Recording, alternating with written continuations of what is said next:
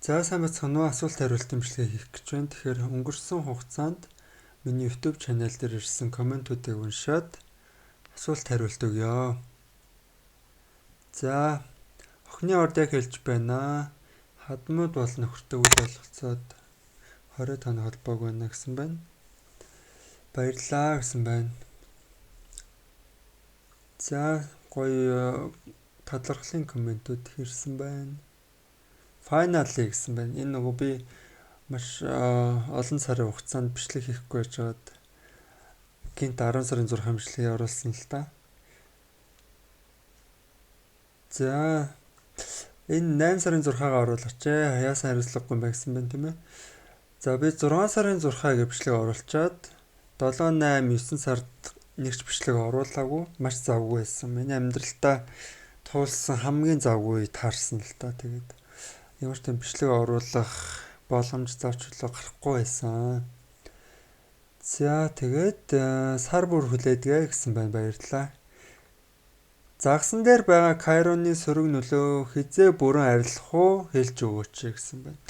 Энэ одоо юу гэсэн үг вэ? Натал чартан дээрээ одоо төрхтөө загсан дээр Кайрон аваад төрцөн гэсэн үг тийм ээ. Тэр бол өхөө хөлтөл арилахгүй шүү дээ. Одоо тэгэл эвлэрэл амьдрын яг хувь тавилан манипуляц буюу баг зэрэг хуурах аргууд бол байдаг.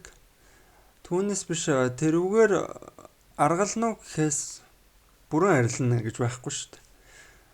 За харин транзит одоо ямар нэгэн байдлаар загсан дээр Кайро явж байгаа бол тэр бол нэг тэдээс тэдэн жилийн хугацаанд тухайн ордон дээрээ байж байгаа гараа явна гэсэн хугацаа нь бол байдаг. Тэгвэл Кайро маань нөгөө тэнхлэгэн далин иргэдэг гэдэг учраас орд булган дээр хугацаа нь өөр байдаг. За хилэнцэн ордны мандалтай гэдэг нь төрсөн орд нь хилэнцэн орд гэсэн үг үү гэсэн байна. Төрсөн орд нь номын орд мөртлөө яг тэр үед нь хилэнцэн орд их градусаар нөлөөснийг хэлж байна уу гинэ. За энэ мандалт гэдэг нь болохоор төрсөн цагаар хэмжигддэг юм. Жишээлбэл та өглөөний 9 цаг 30 минутанд Улаанбаатар хотод төрлөө гэхэд за бас өвлийн цаг, зуны цаг, намар хавар гэж бас өөрчлөгддөг. Тэгэхээр төрсөн цаг минутаар мандалт орд нь тогтоогддог. За тэр нь болохоор тэдэн цаг тэдэн минутанд төрсөн байлаа гэж шууд тийм мандалттай гэсэн үг бол биш. Тэрийн одоо энэ астрологийн сайтуудаар эсвэл аппликейшнаар ингээд өөрийнхөө он сар өдрийг оруулж иж харах мэдэх боломжтой. Түүнээс тэдэн цаг тэдэн минутанд төрсөн тийм мандалтай тогтооцсон юм бол байдгүй. Тэр чинь нөгөө хүний төрсөн газар зүйн байрлал тэгээд цаг минутаараа ингээд маш нарийн хуваагддаг. Ерөнхийдөө 12 орд руугаа ингээд хуваагдаад мандалт нь гараад ирдэг. За миний хувьд мандалт ордыг хамгийн чухал орд гэж хэлдэг.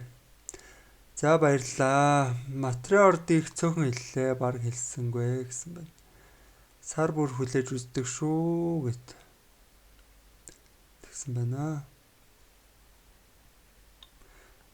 Ярах дуртай ихрээ ордоо. За.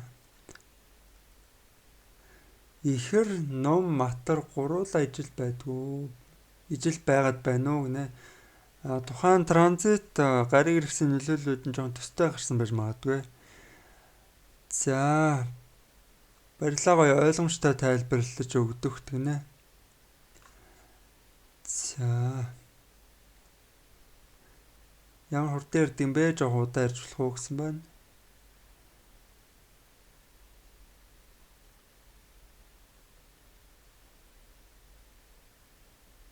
За тэгээ ер нь босоод комментууд нь хариулцсан юм байна.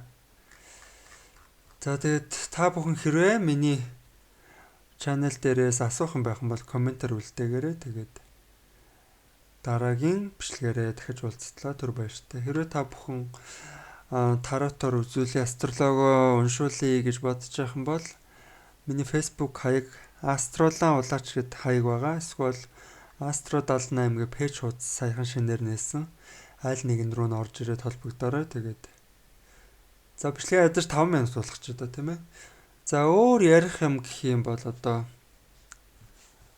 юу ярих вэ? Та бүхэн астролог сайн сурын мэдээ гэх юм бол энэ астрологч маш их давуу тал ихтэй штэ.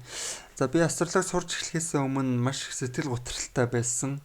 Би болохоор 2021 оноос хойш судалж байгаа л та. Тэгэхээр 2021 оноос өмнө буюу астролог сурч эхлэхээс өмнө миний сэтгэл зүйн байдал маш хэцүү байсан. Тэгээд астролог сурч эхлээд гариг ирэхс биднэрт хэрхэн нөлөөлдөг вэ?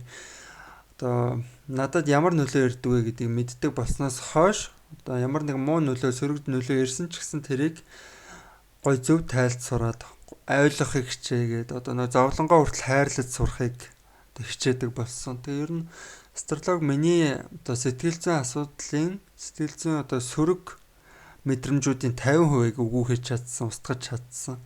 За тэгээ бусдаар бол нөө бясалгал хийгээд өөрийгөө илүү гоё удирдах сурахыг хичээдэг. За нэг тиймэрхүү байна. Тэгээ дараа сарын асуулт хариулт имчилгээрээ дахиж уулзъя. Тэгээ та бүхэн комент үлдээгээрэй.